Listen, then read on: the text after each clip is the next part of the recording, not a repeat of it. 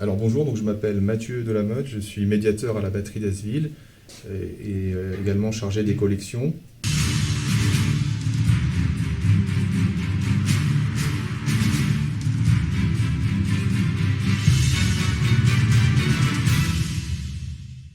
Donc la batterie d'Asville, ce n'est pas un musée à proprement parler, c'est un site du mur de l'Atlantique et du débarquement en Normandie, du débarquement du Beach. Mais cependant, nous avons quand même des collections qui s'étoffent au fil des années. Nous avons actuellement environ 300 objets.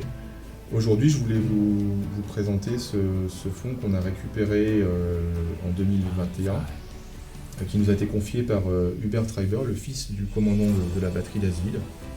C'est un fonds assez important parce qu'il y a de nombreux documents, des carnets, des photos, des choses vraiment diverses et variées qui nous permettent de connaître davantage sur l'histoire de ce commandant. On a déjà reçu des documents en 2011 qu'on a étudiés, qu'un historien allemand, Valentin Schneider, a traduit.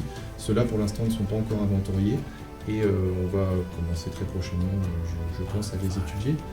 Là, on a par exemple des passeports, le passeport de Treiber, et ça permet de nous montrer que ce monsieur était quelqu'un qui avait beaucoup voyagé. Alors ça, il le raconte dans ses journaux de bord. C'était un monsieur qui était professeur dans une école de commerce, qui avait, comme on peut le voir avec tous les tampons, qui a voyagé dans beaucoup de pays, qui aimait beaucoup la France, qui parlait d'ailleurs assez bien français.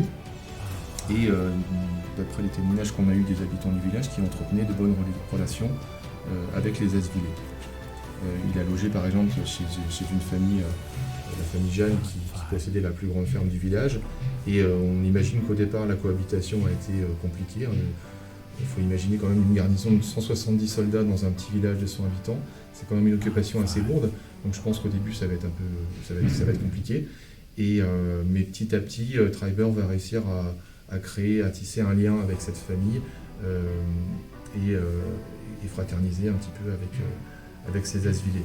Treiber, donc le 9 juin, la batterie d'Asville est prise par les Américains. Lui, Treiber, il est dans son poste d'observation et il regagne Cherbourg sous les ordres de Hitler en personne, qui ordonne que tous les Allemands puissent regagner Cherbourg pour défendre le port jusqu'à la dernière cartouche.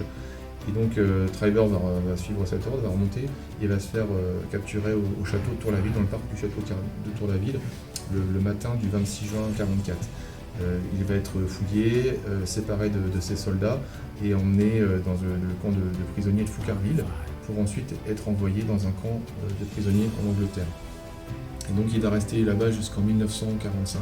Il ne va pas rester très longtemps parce que donc il y avait des enquêtes qui étaient faites sur le passé, sur les tendances nazies ou pas des prisonniers. Et lui, c'était quelqu'un qui n'était pas nazi, qui était contre les idées d'Hitler. D'ailleurs, son frère avait manifesté son anti-nazisme et avait été arrêté et torturé par la police allemande. Et donc tout ça fait que ce soldat est ressorti assez rapidement des camps de prisonniers en 1945, sachant qu'il y en a certains autres qui n'en sont pas sortis avant 1947. Et donc après sa captivité, il va retourner chez lui à Ulm, dans le sud de l'Allemagne, et il va reprendre ses fonctions donc, de professeur dans une école de commerce. Et donc il va décéder en 1973 à l'âge de 79 ans.